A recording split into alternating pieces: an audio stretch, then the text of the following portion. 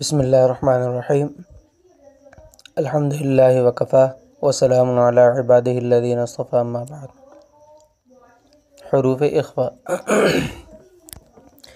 غنہ بتایا گیا تھا پہلے، تو اخفاء جو ہے یہ بھی غنہ کے قریب قریب ہوتا ہے، مگر تھوڑا سا فرق ہوتا ہے۔ غنہ ادا کرتے وقت زبان کی جو نوک ہے وہ اوپر کے تالو سے لگ جاتی ہے، لیکن اخفاء کرتے وقت زبان کی نوک اوپر کے تالو سے لگے گی نہیں، اس کے قریب تو جائے گی لیکن اس سے لگے گی نہیں اور اس کی آواز میں بھی تھوڑا سا فرق ہوتا ہے۔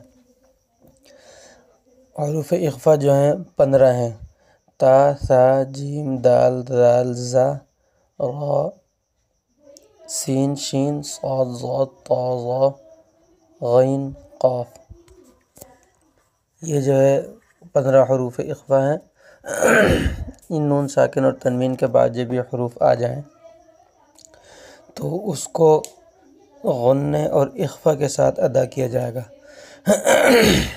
ان کی آواز ایسے ہوگی جیسے اونٹ اور بانس، اس طرح کی جو آواز ہوتی ہے، لیکن اس میں بعض لوگ بہت زیادہ فرق کرتے ہیں اور بہت ہی زیادہ آواز کو جو ہے عجیب سا بناتے ہیں۔ وہ اخفاء نہیں ہے، وہ غلط طریقہ ہے۔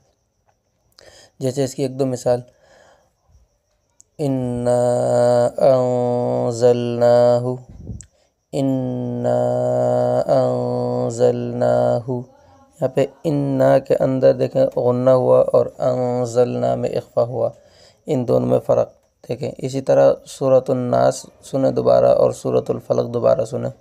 سورۃ الناس میں سارے کے سارے غنہ ہیں، لیکن سورۃ الفلق میں سب کے سب اخفاء ہیں۔ ان کو دیکھ کر اچھی طرح سے اس کی مشق کریں کہ اخفاء جو ہے غنہ کے قریب قریب ہوتا ہے، اور بانس، اونٹ، اس طرح کی آواز جو ہے اس میں سے تھوڑی سی نکلتی ہے، لیکن اس کا خیال ہے کہ اخفاء کے ادا کرتے وقت زبان کا کنارہ اوپر کے تالو کے قریب تو جائے گا، لیکن اوپر کے تالو سے بالکل لگے گا نہیں۔ وآخر دعوانا الحمدللہ رب العالمین۔